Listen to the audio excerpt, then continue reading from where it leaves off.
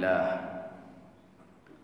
Allahumma salli ala Sayyidina Muhammad wa ala alihi wa ashabihi ajma'in. Allahumma rabbi shrah li sadri wa yassir li amri wahlul 'uqdatam min lisani yafqahu qawli. Setelah kita memuji Allah dan bersalawat kepada baginda Rasulullah yang mulia dan terhormat, imam besar masjid, remaja dan panitia kemakmuran masjid, selanjutnya bagi guru-guru kami, para orang tua kami, hadirin sidang jamaah Jumat yang berbahagia. Mengawali materi khutbah pada hari yang sangat berbahagia ini, marilah kita merenungkan sebuah sejarah seorang sahabat yang sangat dicintai oleh baginda Rasul Mustafa, yang sangat disayangi dan merasa kehilangan ketika sahabat itu tiada, dan apa amalan yang dilakukan oleh sahabat tersebut. Ada seorang sahabat Nabi namanya Sauban. Sauban salah satu sahabat yang tidak pernah absen ketika subuh. Beliau selalu melaksanakan salat subuh secara berjamaah dengan baginda Rasul Mustafa. Pada itu pagi, ketika Rasulullah SAW menjadi imam, sudah terbiasa memang baginda Nabi sebagai imam. Rasulullah memaling ke belakang, seraya melihat sahabat-sahabatnya yang hadir. Kebiasa Rasulullah watene kadan ulikut nekalan mendung sahabat. Pada saat itu posisi safnya Sauban kosong, karena kebiasaannya Sauban, beliau berdiri saf paling depan tapi mengambil posisi sebelah kanan paling ujung. Gedang belah runun tapi paling ujung. Itu kebiasaannya Sauban, dan di situ selalu posisi beliau. Dan sahabat pun sudah mengerti bahwa itu tempatnya Sauban. Hingga pada satu hari ada sahabat bertanya pada Sauban, kenapa Sauban memilih saf depan tapi dipilih paling kanan? Sauban menjawab, supaya diriku ketika salat khusyuk adanya. Karena pada semayang yang hadapi urang belah rewi sagai belah runun hanale menyesurah danyo kabintih dan sebagainya. Kenapa engkau memilih saf paling depan posisi paling kanan? Supaya diriku khusyuk. Hadirin sidang jamaah yang berbahagia, Sauban memilih hal tersebut karena pada ketika itu ada karakter kadangkala orang yang melakukan salat menghilangkan akan kekhusyukan orang lain. Khusyuk merupakan hal yang paling penting dalam salat. Kalau kita baca kitab Surah Salikin, ada dua hal yang perlu diperhatikan dalam salat. Pertama zahir, yang kedua batin. Zahir untuk menentukan sah dan tidak sahnya salat. Itulah berbicara dengan syarat dan rukunnya salat. Maka sebelum melaksanakan salat, periksa zahirnya. Yang pertama air. Kita bersuci harus air mutlak. Air yang suci lagi menyucikan, pastikan itu. Lebih-lebih kita bersuci di rumah, di kamar mandi. Umumnya di kamar mandi embernya itu kecil. Karena air mutlak, yang pertama kondisi air harus ada 2 kulah. Jumlah 2 kulah itu 500 liter menurut sukatan negeri Baghdad. Kalau dengan ukuran liter kita lebih kurang sekitar 186 liter. Kalau dikalkulasikan dengan ember, ukuran ember UB drum minyak. Karena drum minyak hijau atau drum minyak model lama yang dipotong 2 dijadikan tong sampah. Munyo ukuran penuh ianya, dalam kamar mandi kita seukuran itu banyaknya air, maka itu mutlak dasar, mutlak. Jikalau kita pun berwudu dalam ember itu aman. Jikalau pun kita mandi wajib, Ada air yang terpercik dari tubuh kita ke dalam itu ember, posisi masih aman karena airnya 2 kulah. Jatuh kotoran cicak ke dalam, masih posisi aman, tak bernajis kecuali air itu berubah. Sementara dalam kamar mandi kita umumnya ember kecil, ubud embernya. Itu ember kalau kita berwudu, mencuci muka, bekas dari basuhan wajib jatuh ke dalam ember, mustamal itu air. Suci memang, tapi tidak menyucikan. Tak boleh lagi untuk pakai untuk bersuci. Ya. Terus bagaimana kondisi dalam kamar mandi? Getanyo tak pakai, anak min inani pakai, mana min inani pakai. Tapi kadang-kala kita tidak memperhatikan. Terus betapa banyak berwudu di kamar mandi tak pakai alas kaki. Hana pakai silop. Padahal itu lantai kita ragu itu pasti tak suci karena rame-rame yang tak pakai. Okeylah lantai itu kita siram, terus kita keluar dari kamar mandi. Dia ada keramik, kamar tanyoan. Anak melitung jirah jiblu ada keramik. Itu najis tetap hukmiyah walaupun tak nampak di pandangan mata, tapi itu tetap bernajis. Betapa banyak tak pakai sandal, tak diperhatikan. Betapa banyak orang salat pakaian dari bungoh iluwenyan gitu. Hana masalah jikalau memang kita menjaga. Lebih-lebih celana dalam itu rawan. Dari pagi tadi berapa udah kita buang air kecil. Padungga kata tuhmi. Pulang sabah macam tuhmi. Tanya pakai ilu mungkin tadu payah tadang. Tuhmi si radang han abeh itu bit. Kecuali sangat hati-hati. Methiradu mentang giyu gerhem melhega. Gerhem dengan menolak. Gerhem kena betul nyentulah atrayu.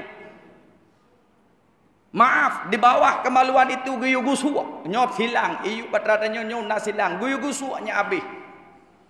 Tapi kadang-kala setelah kita buang air kecil itu bisa botol. Tidak kita perhatikan celana dalam kita itu sudah bernajis. Maka untuk menolak keraguan, jikalau kita sulit untuk memeliharanya, bawa sarung, wadai tanah semayang, pelah mandung, pakai sarung. Perhatikan zahirnya. Kemudian perhatikan batinnya. Batin yang perlu diperhatikan, yang kedua, untuk apa itu? Perlu diperhatikan. Untuk nilai salat. Nyo nilai tanya semayang, nyakna nilai. Sah, tetap sah. Tapi perhatikan ini supaya ada nilai, tidak ada kebencian. Oh, datang mengelang semayang, tidak ada lagi permusuhan ketika dalam salat, tidak ada lagi dendam. Hilangkan itu semua. Termasuk juga khusyuk. Itu untuk menentukan kualitas salat. Maka baginda Nabi mengatakan salat umatku 60, 70, 80, 90 dan sebagainya. Artinya apa? Grade salatnya seseorang itu berbeda. Tergantung nilai khusyuknya. Dan khusyuk itu pun harus diperhatikan dalam salat. Bagaimana caranya? Telah kita bahas tempo dulu. Antara lain mengulang saja. Waktu kita salat melihat di atas tempat rukuk. Ketika kita salat merenungkan akan nilai dan bacaan-bacaan daripada salat. Merenungkan akan arti-arti. Sehingga seirama antara hati dengan mulut kita. Hadirin yang berbahagia. Bukan hanya itu kita perhatikan.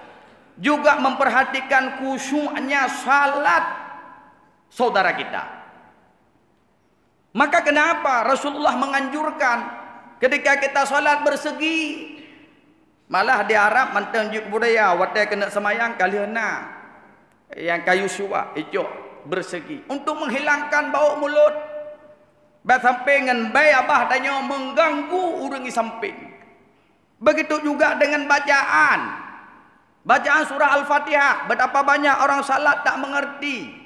Dipahami bahawa rukun qauli itu surah Al-Fatihah benar, tetapi ukuran raya tak baca ona. Oh, duh dah dengar ke rawa.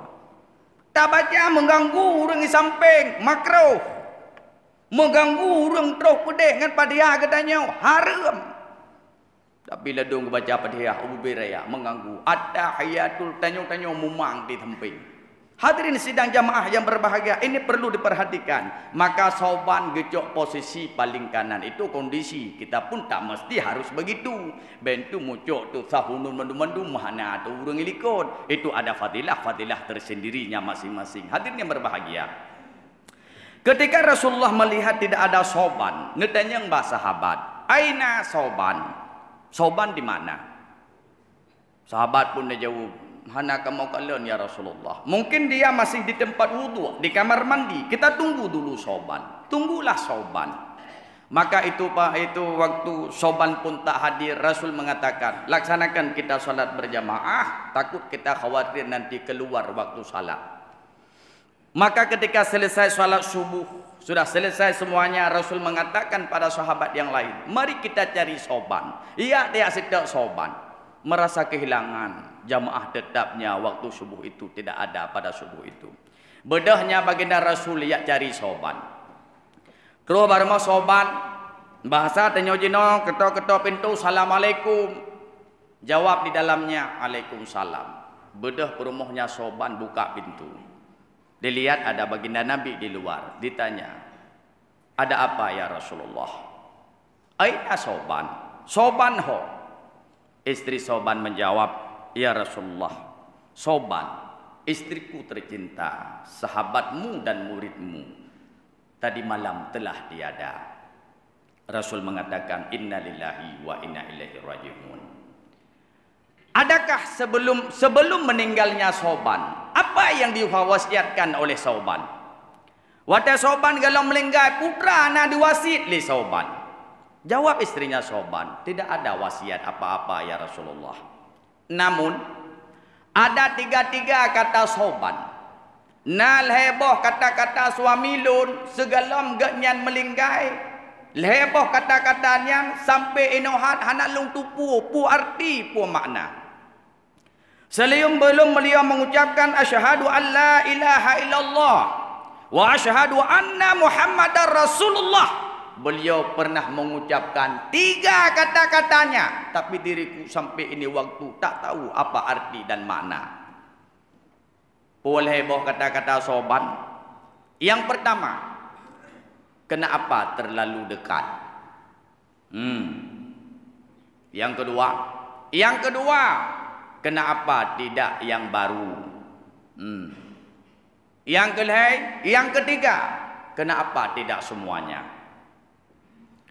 Maka pada ketika itu malaikat Jibril turun menyampaikan akan informasi dan makna daripada kata-kata Sauban itu. Maka Rasulullah mengatakan pada istrinya Sauban, wahai istrinya Sauban, ketika Sauban wafat, Allah Subhanahu wa taala menampakkan akan nilai kebajikan yang pernah dilakukan oleh Sauban. Tapi hanya 3 nilai kebajikan yang dinampakkan. Kon mandum, menyemandum ledhat, hanya leh. Yang pertama, ketika dia wafat, Allah Subhanahu wa taala menampakkan akan betapa besar hikmah fadilah. Beliau berangkat ke masjid. Berangkat dari rumah jauh masjid, bawa teh subuh. Allah ne penampak atranyan mandum-mandum dumna kebajikan yang luar biasa hikmah dan fadilahnya. Maka ketika Sauban melihat akan hikmah dan fadilah itu, beliau menangis. Ya Allah, begitu besar akan nikmat, rahmat, fadilah yang Kau berikan kepada aku, ya Allah. Seandainya aku tahu begitu besar hikmah, fadilah, subuh pergi ke masjid, maka sungguh rumahku tak akan aku buat dekat dengan masjid. Akan lumpugat rumah long bujioh kudeh dengan masjid. Nyajioh bak long ja. Padahal dalam sejarah rumah Sauban dengan masjid 3 jam perjalanan. Lejim jangan tapak. Malah pada ketika itu umumnya jalan kaki, Sauban jalan kaki. Bayangkan. Gurai-gurai lun. Sidang jamaah yang berbahagia, kalau 3 jam perjalanan jalan kaki, ini hari waktu subuh jam 5, payah bedah berangkat jauh masjid poh 2 malam. Poh 2 payah aja. Berangkat jam 2 malam Sauban setiap pagi. Tapi ketika Allah Subhanahu wa taala menampakkan akan itu hikmah dan fadilah, gemudoa, ya Allah, seandainya bisa Maka Gugun kata-katanya, kenapa terlalu dekat? Karena beliau merasakan sangat dekat 3 jam perjalanan itu ke masjid. Hadirin yang berbahagia. Maka apalagi kita begitu dekat dengan masjid. Pakai kereta tak jauh. Tapi kadang-kala kita tak mau. Maka kalau ingin perjalanan ke masjid yang jauh, mungkin ada program SMS, syiar muhibbah subuh, dukung. Yang nak kendaraan, cok kendaraan, ke rumah, anak-anak, ja. Ada GPS, gerakan pemuda subuh setiap Sabtu. Kan hari libur itu kantor. Minggu kan hari libur. 1 minggu sekali. Rindu. Pada saat ketika kematian tiba. Rindu akan hikmah fadilah yang didapatkan oleh Sauban. Hadirin yang berbahagia. Kemudian kata-kata Sauban yang kedua, kenapa tidak yang baru? Rupanya pada ketika itu pernah mengalami musim dingin. Masa Sauban Roji di Arab pernah mengalami musim dingin. Ada satu orang tua pada ketika itu sedang menggigil si juga karena pakaian lipeh. Sauban memakai 2 pakaian. Yang di luar pakaian agak sedikit tua, yang di dalam pakaiannya agak baru. Megesut ile Sauban bajai yang di luar gebesuk. Ba urung menau. Waktu Sauban wafat, Allah menampakkan akan betapa besar balasan memberi kepada saudara. Gemau Sauban, ya Allah, kalau seandainya diriku tahu begini hikmah fadilah yang kau berikan, yang kau balas, sungguh tidak akan aku berikan baju yang tua itu. Longjo yang baru, longjo ya Allah, tapi hana long buang. Inilah kata-kata Sauban. Kenapa tidak yang baru? Kata-kata yang ketiga, kenapa tidak semuanya? Sauban biasalah seperti kita bersedekah, sedekah wakaf. Waktu beliau bersedekah itu mungkin seperti kita juga sedikit memberi merasakan banyak. Belum wate tajuk, le tajuk kah gada hanale hanaduh. Karena tatapan mata kita dengan tatapan batin itu beda. Tatapan kita memberi hilang. Tetapi tatapan agama itu memberi menabung. Semakin banyak memberi, semakin banyak menerima. Maka ketika wafatnya Sauban, Allah menampakkan akan balasannya Allah terhadap apa yang telah diberikan oleh Sauban tempo dulu. Dia pun menangis, ya Allah, seandainya aku tahu fadilah memberi itu begini yang engkau balas, maka sungguh tidak sedikit lombi bela lombi. Hadirin sidang jamaah yang berbahagia, inilah informasi yang tersampaikan pula kepada sahabat-sahabat yang lain. Tersampaikan informasi ini kepada Abdurrahman bin Auf. Ini persering kita ceritakan, yang sehari-hari dia bekerja mengumpulkan harta, malam berjumpa dengan baginda Rasul Mustafa. Ya Rasulullah, apa yang engkau butuhkan demi kemajuan agamamu? Ini pertanyaan langka.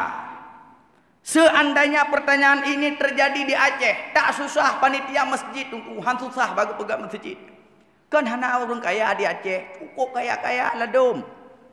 Koleksi mobil terus 5 boh macam motor di rumah. Pintu kedai terus 7 boh. Pom bensin 65 lah dom. Tapi pertanyaan ini langka. Kalau ini ada pertanyaan di Aceh, tak susah panitia masjid buat masjid. Tak susah pimpinan dayah buat dayah. Tak susah urung balai pengajian kepegat balai. Gejak putra yang dibutuhkan demi kemajuan agama. Nah, bahar talu. Maka Abdurrahman bin Auf hadir. Hingga Allah menurunkan surah Al-Baqarah ayat 262. Di kejadian perang musim panas. Bah musim panas gitren Abdurrahman bin Auf dengan Sayyidina Utsman. Berdua beliau. Ya Rasulullah, hari ini aku hadir bukan hanya datang diriku, tetapi membawa hartaku. Allah menurunkan ayat masalul ladzina yunfikuna amwalahum fi sabilillah. Perumpamaan orang yang menafkahkan harta di jalan Allah, semakin banyak memberi, semakin banyak menerima. Mereka laksana menanam 1 biji, yang bak sabuh bijinya tumbuh 7 cabang. Pada satu cabang itu menumbuhkan jimuboh boh kaya sirtuh boh yang cukup lezat. Itu perumpamaan. Tidak akan pernah jatuh miskin. Abdurrahman bin Auf Han gasin gatangan harta yang tajuk bajalan lung akan lung bala. Sampai Abdurrahman bin Auf pernah berdoa menjadi orang miskin. Baca dalam sejarahnya, ya Allah, jadikan saja aku jadi orang miskin, supaya tak banyak pertanyaan ketika aku tiada nantinya, ya Allah. Khawatir diriku ini ketika engkau bertanya, Abdurrahman bin Auf, kamu memiliki banyak harta, kenapa rumahmu semakin besar tapi masjid tak pernah besar dengan harta yang engkau miliki? Abdurrahman bin Auf, kenapa semakin tahun ruko semakin bertambah, ladang semakin besar, tapi satu balai pengajian saja demi kebutuhan agama tidak ada dari hartamu? Tak sanggup, ya Allah. Aku jawab akan pertanyaanmu, jadikan saja aku orang miskin. Tetapi Abdurrahman bin Auf tetap kaya. Hadirin sidang jamaah Jumat yang berbahagia, inilah informasi yang tersampaikan kepada Abu Talha. Ini pun pernah kita ceritakan, bagaimana kebun kurma yang paling dia sayang, Bayruha namanya, beliau sumbangkan di jalan Allah ketika beliau mendengar satu ayat, lan tanalul birra hatta tunfiqu mimma tuhibbun. Tidak sempurna kebaikannya seseorang hingga dia menafkahkan harta yang paling disayang di jalan Allah. Abu Talha menghadap baginda Nabi dan mengatakan, ya Rasulullah, tersampai sudah ayat kepada telingaku, rasanya kebaikan yang telah aku lakukan banyak sekali kebaikan. Long ja umrah, kalau long ja umrah, long dikir, long tadarus, budok semayang tubuh awai-awai, tapi hihan sempurna lam, karena long galam na ade yang gemasih. Ini ayat telah sampai, tak sempurna kebaikan sebelum aku melakukan, memberikan harta yang paling aku sayang, itu kebun kurma di depan masjidmu, Bayruha namanya, aku wakafkan di jalan agama Allah. Inilah pesan yang tersampaikan kepada Abdullah ibnu Umar. Bagaimana sejarahnya beliau dermawan. Tabah hungkut dalam sejarah dia minta unang Mekah di kota Nanggro Mekah. Karena pada waktu itu Abdullah ibnu Umar pernah sakit. Obat yang menyembuhkan penyakit itu ikan, satu jenis ikan. Kasembuh sudah lama beliau itu sembuh, teringat lagi akan itu ikan. Beliau yang bertidur habis kota Mekah merumpok gepuau rumah. Terus rumah le giwa gayutut. Beliau waktu itu kalau gayutut mandung watai dihidangkan le ajudan, datanglah seorang pengemis melihat akan itu ikan. Gekun dikira le pengemisnya cukup hawa lungkutnya. Apa kata Abdullah ibnu Umar? Berikan itu kepada orang yang membutuhkan. Tapi ajudannya tak memberi. Waktu itu ya jupeng sekitar 3 dirham. Ikan itu dihidangkan kepada Abdullah ibnu Umar. Apa yang beliau katakan? Wahai ajudanku, bukankah telah sampai satu hadis pada telinga kita? Barang siapa memberikan kebutuhan di atas kebutuhannya, memberikan kebutuhan orang lain, maka Allah membalas dengan syurganya. Syurga yang kita rindukan, syurga yang kita cita-citakan. Melihara manusia yang hidup di atas bumi ini, akhir daripada hidupnya dia mengharapkan akan syurga Allah. Dan itu harapan kita, berikan itu. Hadirin sidang jamaah Jumat yang berbahagia, ini kisah sahabat baginda Nabi yang sangat dicintai, yang sangat disayangi oleh baginda Rasul Mustafa dengan amalan-amalan beliau yang luar biasa. Salah satunya adalah beliau itu gemar rajin menghidupkan subuh secara berjamaah di masjid.